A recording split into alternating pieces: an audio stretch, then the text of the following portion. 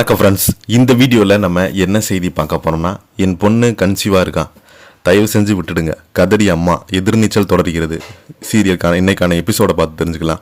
முதன்முறையாக நம்ம சேனலை பார்க்குறீங்கன்னா சப்ஸ்கிரைப் பண்ணாதவங்களாம் சப்ஸ்கிரைப் பண்ணிக்கோங்க.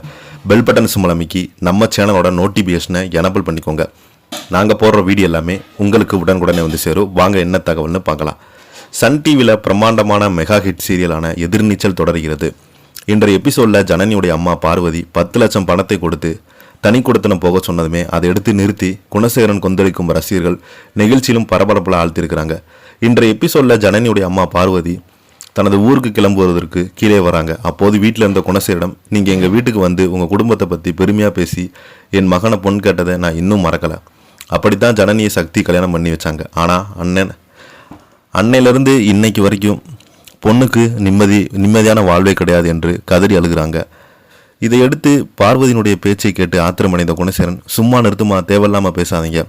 உங்கள் பொண்ணு நல்லா வாழாத காரணம் நாங்கள் காரணம் கிடையாது.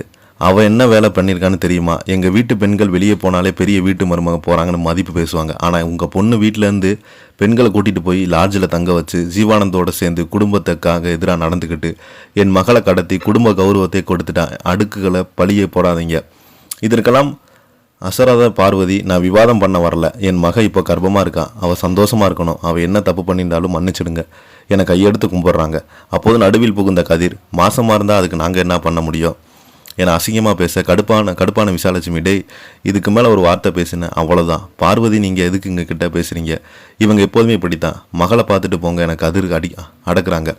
இதனைத் தொடர்ந்து தனது பையிலிருந்து 10 லட்சம் ரூபாய் பணத்தை எடுத்து ஜனனிடம் கொடுக்க, பார்வதி சென்னையிலிருந்து வீட்டை விற்று பணத்தில் அப்பாவோடு செலவு போக மீதி உனக்காகத்தான் கொண்டு வந்தேன். நீங்கள் தனியாக வீடு பார்த்து நிம்மதியாக வாழணும், அதுதான் ஒரு அம்மாவோட கடமை என கூறி ஜனனிடம் கட்டிப்பிடித்து கதறி அழுகிறாங்க. இறுதியில் பார்வதி கண்ணியுடன் வீட்டை விட்டு வெளியேற ஜனனியும் சக்தியும் இனி தனியாக சென்று வாழ்வாங்களாம். அதற்கு இந்த கொடூர குணசேகரன் சம்மதிப்பாரா என்ற பயங்கரமான எதிர்பார்ப்பு இன்றைய எபிசோடில் நிறைவடைகிறது. இதை செய்தியை பற்றி நீங்கள் என்ன கீழே உள்ள கமெண்ட் பாக்ஸில் மறக்காமல் பதிவிடுங்க. இந்த வீடியோ பிடிச்சிருந்தால் லைக் பண்ணுங்கள், ஷேர் பண்ணுங்கள். நன்றி, வணக்கம்.